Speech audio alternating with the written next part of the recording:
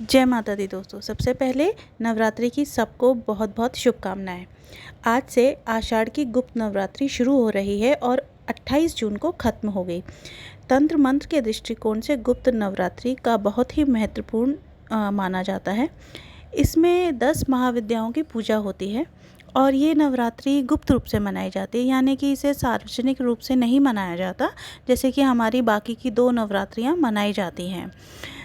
इसमें बहुत सारे उपाय ऐसे होते हैं जो कि बहुत कारगर होते हैं और साधना जो हम रात को करते हैं माता के सामने घी का दिया लगा के, अगर वो बहुत मन से करी जाए और निष्ठापूर्वक करी जाए तो कहा जाता है कि उसमें भी इंसान को सफलता प्राप्त होती है। नौकरी और रोज़गार में तरक्की पाने के लिए गुप्त नवरात्रि की रात माँ दुर्गा के सामने घी का दीपक जलाना चाहिए और 9 बताशे ले लें और उन 9 बताशों के ऊपर 2 लौंग रखें और मतलब हर बताशे के ऊपर 2 लौंग रखनी है आपको और इसको आपको दुर्गा माँ को अर्पित कर देना चाहिए। इससे कहते हैं कि तरक्की के रास्ते खुलने लगते हैं।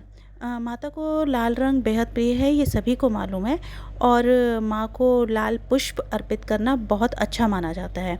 इसी के साथ अगर आप माँ का जो ओम क्रीं कालिकाय नमः का मंत्र है, ये आप रोज़ रात को ख़ास तौर से इसका जाप करें तो आपको बहुत सारी बीमारियों से छुटकारा भी मिलता है। और ये भी कहा जाता है कि इस दौरान अगर आप ला सकते हैं तो घर में सोने या चांदी का एक सिक्का लेके आके अपनी माता के चरणों में रखें और उसके बाद उसको उठा के अपनी तिजोरी में रख लें तो घर में बरकत आनी शुरू होती है, क्योंकि इसी के साथ महालक्ष्मी भी प्रसन्न होती है। जिन लोगों की विवाह में परेशानियां आ रही होती हैं, किसी भी तरीके की परेशानी चल रही होती है, वह भी गुप्त नवरात्रि के उपायों से दूर करी जा सकती है।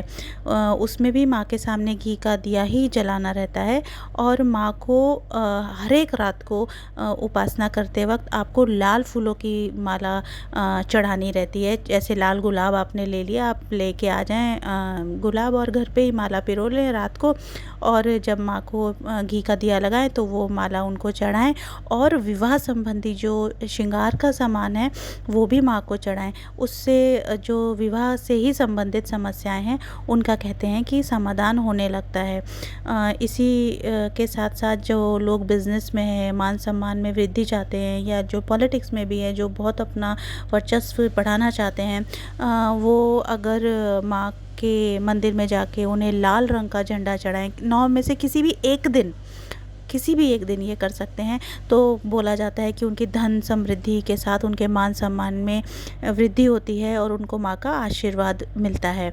माँ की कृपा पाने के लिए सुबह शाम उनकी पूजा करें, आरती करें, पूरे 9 दिन सात्विक रहें और उनका जाप करें। तो उम्मीद करती हूँ ये नवरात्रि आप लोगों के लिए बहुत अच्छी जाएगी और सबकी मनोकामनाएं पूर्ण होंगी। आती हूँ फिर एक नई जानकारी के साथ, तब तक जय माता दी।